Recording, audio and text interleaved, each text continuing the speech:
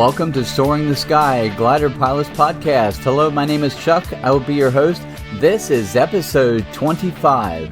Joining us today is Mary Rust. She's a certified flight instructor who lives in California. Mary began flying gliders on April 5th, 1981 in California, where she earned her private and commercial license in the 1980s and a private pilot's license in single-engine land at Long Beach, California in the mid-1980s. She has been flying gliders for over 38 years and has logged over 4,300 flights. In 1987, she won the Women's Anne Merrow Lindbergh Challenge Trophy, given for the longest handicap cross-country flight in a glider that year. She received a Simon's Wave Memorial Plaque and a Lenny Pin for a flight over 26,000 feet in her SGS 126 in 1988, and has been given numerous awards as outstanding member of various glider clubs. She became a flight instructor in 1994 and has trained glider pilots from private, commercial, and flight instructor. She loves to share the joy of soaring and is passionate about teaching others to become certified glider pilots. She is an original member of the WSPA Women's Soaring Pilots Association and has served on the board for 9 years as treasurer and president. Mary has recently been invited by the FAI to be the U.S. representative for a new women's group set up to study why there are so few women in sport aviation, something that the FAI would like to change. She will be working with an international group of women, helping to network all the women aviator groups around the world, with the goal of someday holding a worldwide Women Aviators Day. Mary Rust, welcome to Soaring the Sky. I greatly appreciate you joining us today. Thank you for inviting me. I appreciate that too. So can you tell me, how did your aviation adventure begin? Well, it actually began when I was a little girl in South Dakota. My father was a teacher and flew on weekends and in the summer. Used to fly me around over the cornfields in a J3 Cub, and I loved it. I just always wanted to fly. I wasn't offered the opportunity to do that until April 5th of 1981, when I was already married and had 2 kids.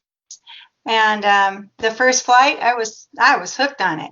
It was awesome. I loved flying. It was in a glider, and it was at Los Alamitos.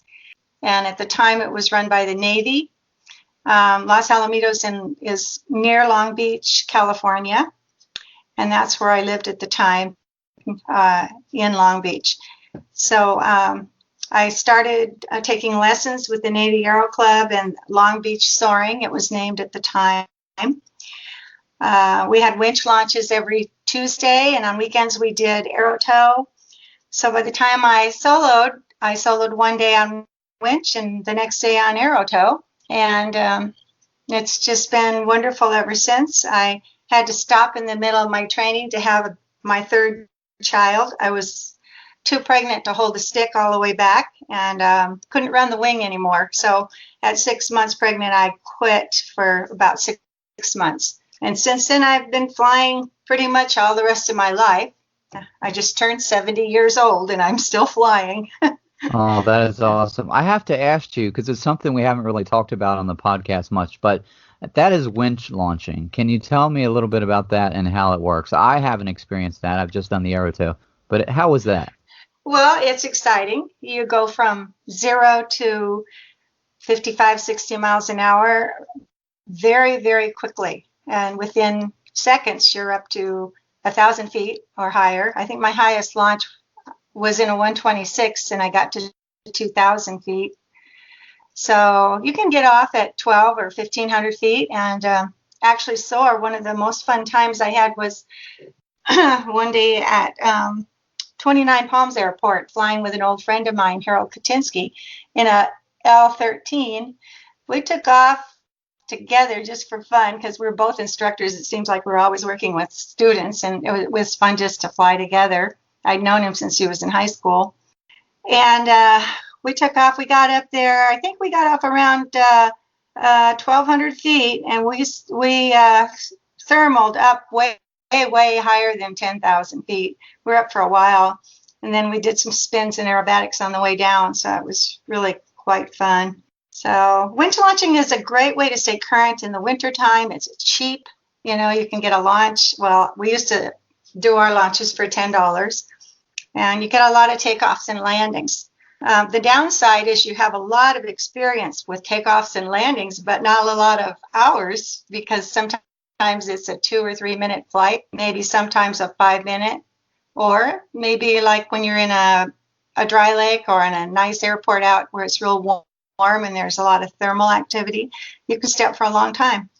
I will definitely have to check out the winch launch for sure. It sounds like a lot of fun. Yes, it is. It's completely different than aero tow. Of course, the landing's the same, but the takeoffs can be dangerous if you're not really well trained and very aware of every attitude you have during your climb, so that you can always get out of it if there's a rope break. Now they use wonderful ropes. Back in those days, we used armored cable left over from the Navy, and it would break. Probably close to 50% of the launches were breaks. Oh, wow. Yeah, and it makes for really exciting flying because you get breaks whenever. You don't know what altitude you're going to get at, and you know you have to be instinctively quick. They won't solo you till you're really your hand-eye coordination is very quick, very fast, and you know what you're going to do at every altitude, exactly what you're going to do, and you do it, and it's very safe if you do that. Yeah, because your nose is, I imagine, pretty high on the winch launch, right? A little bit higher than it would be if you were doing the aero tow. Much higher, yeah. But if you rotate too soon, get that nose up too early, and you're too close to the ground, that could be very bad.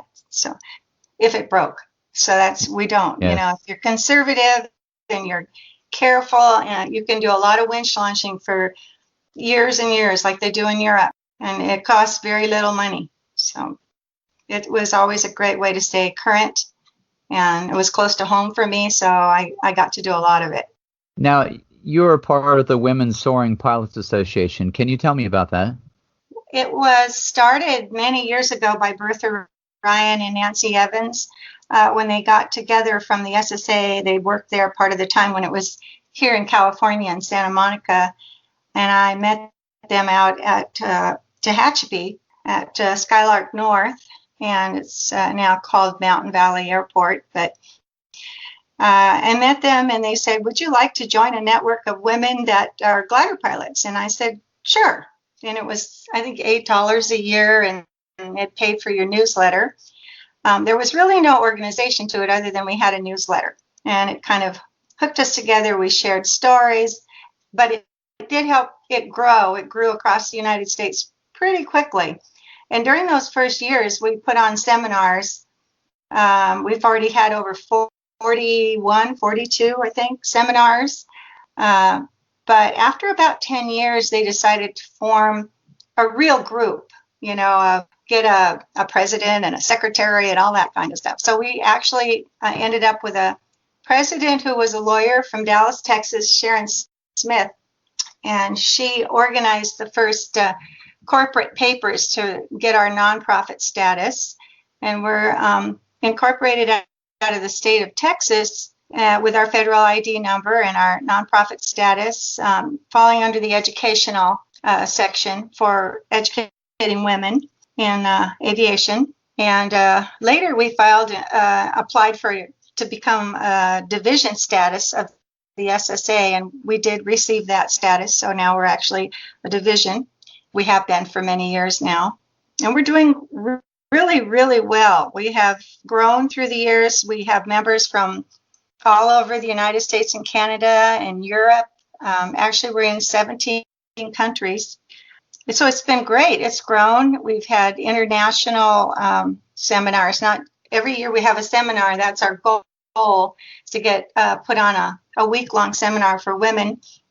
But we have a lot of men that come to it too, because we actually have about 10% to 15% of our members are men. They're called associate members. They can't receive our scholarships or any of that, but they're welcome to come and help support and participate in our seminars. And we even have some men who have joined as lifetime members. It's kind of interesting that we have 5 different kinds of members. memberships. We have youth membership, full women memberships. Associates are men or women who just come to support that aren't pilots. We have honorable members for honorees, and we have lifetime members. Like I said, we've grown into other countries. We had our first European seminar in Slovenia. Oh gosh, that was probably about 10 years ago. I can't remember the exact year. We went back to Europe in 2016, and we flew in Varese, Italy. That was beautiful. Both times I got to fly the Alps. The Alps were just so beautiful. I took off from Slovenia, Les Bled area. I think it was in a DG 505, and we had someone from Slovenia there. You know, when we go to different places, different countries, we usually have to have somebody from their country, their license and all that with us to fly with us. But anyway, I took off with him, and we went and soared the Alps, just straight up the sides of these Alps, back and forth until we got to the top. And then we were probably another 8,000 feet over the top when we took off and went all the way down with Australia on one side and Italy at the end of the range. And then we flew back to Les Bled and landed in a beautiful grass field. It was awesome. And then we went to Varese in 2016 and flew the Alps again. I had a wonderful flight in a, what is that called? ASG 32 motor glider. Beautiful, beautiful plane. And I flew with the husband of Marguerite Aquaderni, who runs that Varese airport, the AOCA.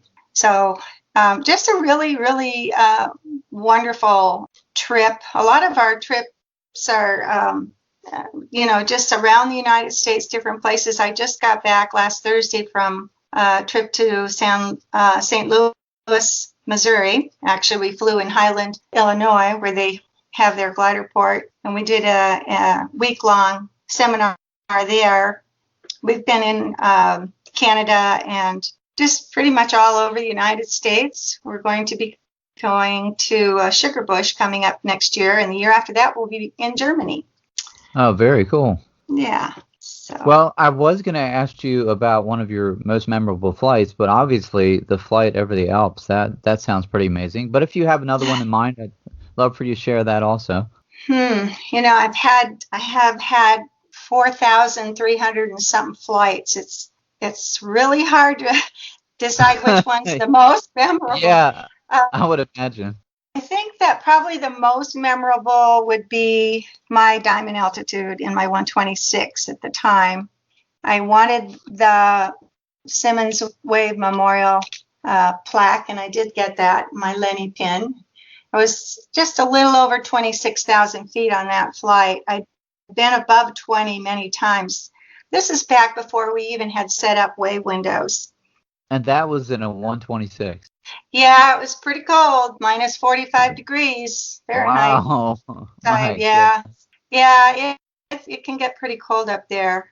Later, we got together with the locals. I flew a lot in those days. We did, actually, the Region 12 set up some wave camps. These were the first couple of wave camps, so I attended those and went to high altitude training at Edwards Air Force Base. I did a lot of flying out of there at the time Henry Combs was flying with us at that time. Mike Kerner, Jim and Jackie Payne, good friends of mine, their kids, my kids, Rob and Kathy Morgan, their kids. We had a lot of us had kids there at the airport. But I was the one woman that was flying more than my husband, actually, whereas in the other couples, it was mostly the husbands. We did finally get together. I know Walt Rogers helped us a lot. He's a weatherman here in Southern California who helps a lot with, competitions and calling the weather or flying in them. He's also a very good pilot. But he and Nancy Evans and Mike Kerner and myself, and I can't remember who all was there. We went to LA Center, which is the headquarters for the weather and also the incoming flights to all of Southern California, and helped set up these wave windows so that we could fly safely up into these areas without causing any traffic problems. I think it made it made it a lot safer for us to be up there. I know there were times when I was up there before that when military jets would go, right under me, or one time they opened up and went around me, 2 on each side. And I had to laugh because I'm thinking, I'm in my 126. They probably figure, oh, they scared that guy. Never thought it might be a girl in there. But right. I kind of got a giggle and, I thought, well, they don't know who it is, but I'm sure glad they could see me because they were moving really fast and they went around me. So, which brings me to a good question. Why do you feel that more women aren't in aviation? Oh, there's a myriad of problems for all people. I mean, I've spent, almost 20 years as a flight instructor, and I trained a lot of people, a lot of men mostly, but women too. And there's always fallout, like in anything. People get into something and they have money problems, or they find it's just too hard. I don't know. It's just a hard thing. I can't say it's because you get your hair messed up and your fingernails get broken. That's not the reason. No, it's not the reason. It's because things with women, I think socially, you think you've got to be responsible for your house, and you'll buy clothes for your kids before you'll spend the extra money to go pay for your toes and your flight instruction. But there's other reasons too. And I think if you really, really want to do it, you'll do it. I mean, I was doing it and I was raising kids. They were on the runway, not on the runway, but, they were there all the time, going with me sometimes in the air or just hanging out with me. I was a school teacher, so it was always easy to take the whole summer and go hang out at the airports. And it was just what I did. I loved it. It's like it gets into your blood, and I can't imagine myself ever not being in an airplane. So I did fly power also. I did get my rating in power out of Long Beach Airport. Very busy. I liked it. I mean, it was great. It's more like taxi service. And sometimes I would give my husband a ride out to Vegas where he had a job to do or something. But it wasn't the fun that I have with gliders.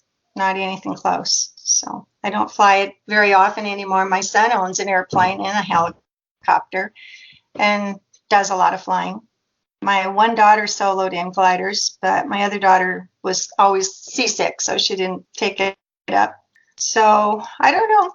It's they're doing a study. That's what this thing with the FAI is. They got together. Well, I guess they've been talking about doing this for 10 years. They feel bad that there's not more women in aviation, or in sport aviation anyway. We're not talking military or commercial airliners, but when you look at all the sports like hot air balloons and gliders and hang gliders and paragliders and you name it, there's just not as many women involved by far. And they want to do a study on that. So one of the directors there got a group of women. Well, I think they started by contacting Marguerite Aquaderni, who is a Majewski winner. That's the top award for a female pilot glider pilot in the world. She's had that award. She won that award actually the year we went there. She knows me because she worked with me for a year setting that seminar up and organizing it. And so I think that is why I was invited to be one of the members on this study team, where we're going to study just this problem. Why is it that so many women, what are all the factors involved with why they're not in it, or they're not staying in it, or they're not feeling welcome in it, or, what all the reasons are. So I've been asked to be the representative for the United States, which is kind of an honor, but it's an awesome task of organizing and networking is what it's all about. And I'm still seeking to get my endorsements. We've already started meeting online, and I've met some of the other women from around the world. And it's a different, for instance, the person who's representing Japan is a hot air balloonist. Okay. They're all, they're not all glider pilots. They're different types of sport aviation, but they only wanted one woman from each country to keep it simpler because it's a lot of countries. And so I need to get my endorsement from the SSA first, because that's my direct organization above me as far as flying gliders. And after I get that endorsement, I'm planning to contact the AOPA. I've been a member of that one for over 35 years also. And I plan to work with the 99s. I know a lot of them and I've been friends with them. And then WIA, which is Women in Aviation. And that's a fast-growing group of women. I was a member for a while. I'm so active and busy with WSPA that it's hard for me to be a member of all these different organizations. But I will be contacting them and trying to let them find out more about this. And if they want to endorse me too, that would be great. The main thing is I need to network with them. So when we start working really hard on this, we'll be able to contact them in the future and do some studies with them. They'll be very helpful. The goal for them, for the FAI, is to have eventually a Women's Aviators Day worldwide. So that's kind of what I think their ultimate goal is. But then also to network enough and draw more women into flying airplanes and gliders and whatever they would like to fly. Wow, what a great idea, and what an honor that they chose you to represent the United States. Congratulations on that.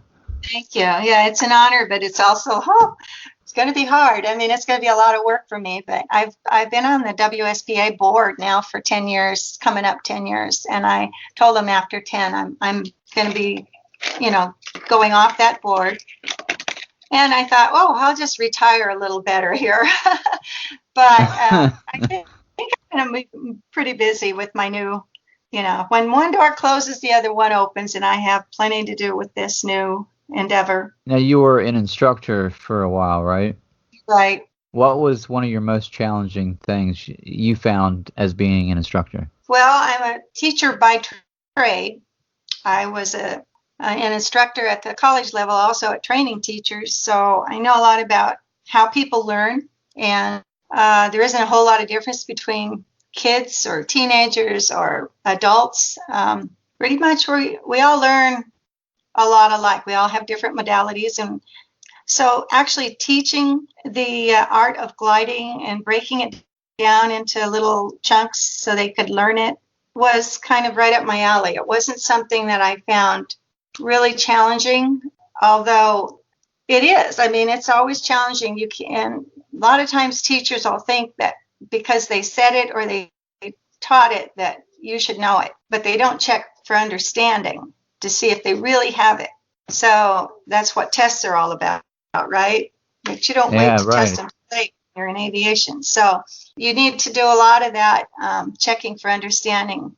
And I think that's the biggest challenge to most flight instructors, is really, really finding out, do they really understand what I'm saying, and finding other ways to verify that they actually understand it with depth of understanding.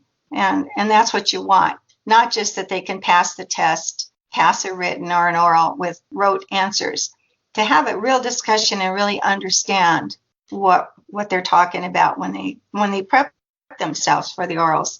I think one of the most fun things for me was prepping other instructors. During my years, I only trained, I think, about 9 or 10 instructors. Many of them pretty interesting people, that one was a world record holder in hang gliders, Eric Raymond. One was the president of the Ultralight Association in Frederick, Maryland. I don't recall his name right now. If I think about it, I'll get it again. He wanted to be the first one with a sport aviation instructor's rating in tricycle. Oh, wow.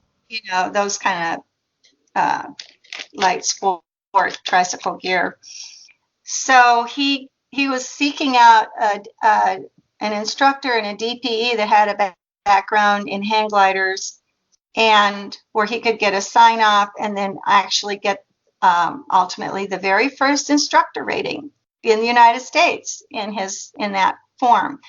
He wanted to be the first one. So he called a man named Galen Fisher, who worked at Sailplane Enterprises, where I worked for many years here in Hemet, California, and asked if he would work with him, because he's a pretty well-known hang glider pilot too, and glider pilot and DPE. Galen explained to him, I can't sign you off, to come to me as the DPE. So I'm going to put you with an instructor I think will be perfect for you. And then Galen called me and says, you're going to do this. So here I was, working with this guy to be a flight instructor in his particular type of aircraft that I had never flown. Wow. So there I was. He's teaching me how to fly tricycle gear. It looked like like an ultralight with a tricycle gear. Just a very different looking, type of airplane for me. I'm used to long wings. So it was very interesting to be part of that. And ultimately the man did a great job.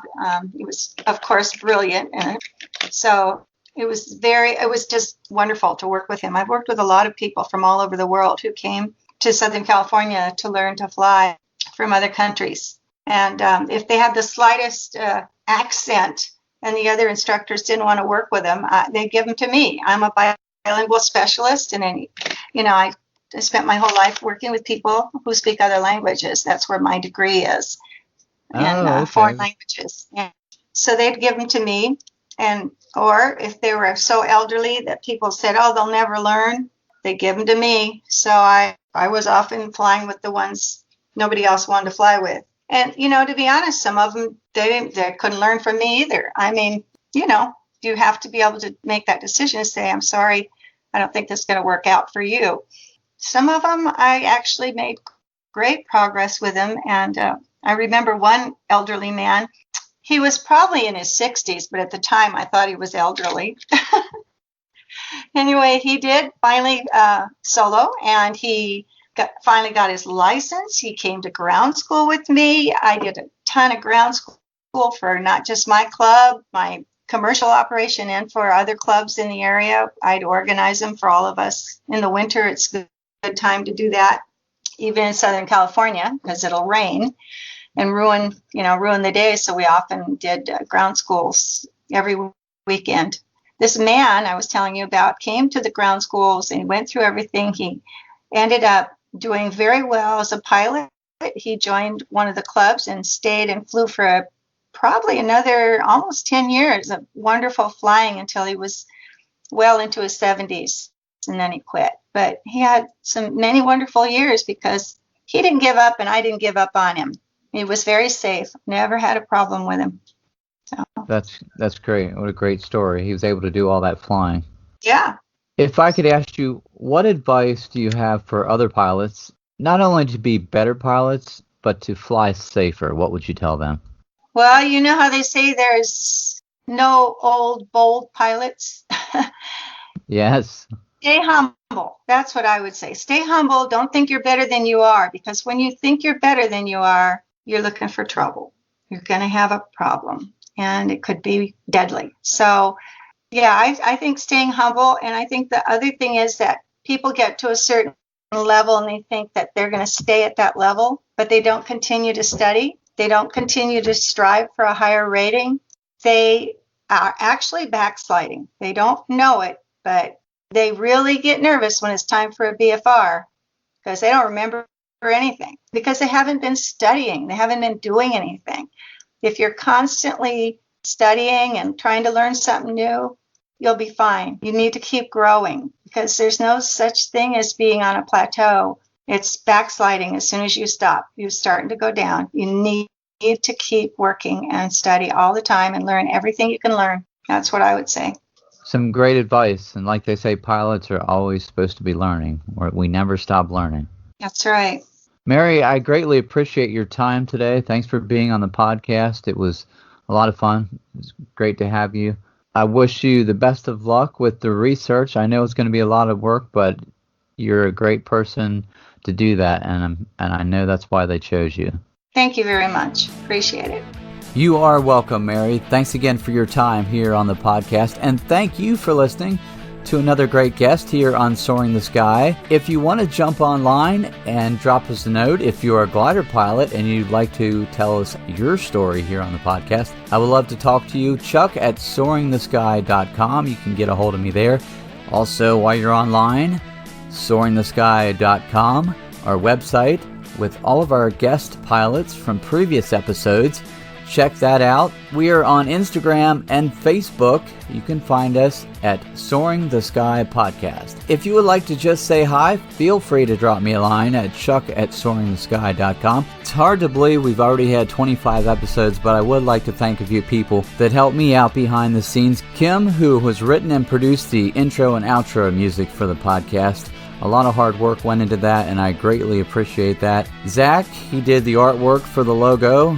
Brad takes care of a lot of the website stuff, making the website look good. And thank you again, the listener, because none of this would be possible if you weren't listening. Also, a big thank you to the SSA and at Oshkosh. They were a big help too. We hope you join us next time for another great cast right here on Soaring the Sky.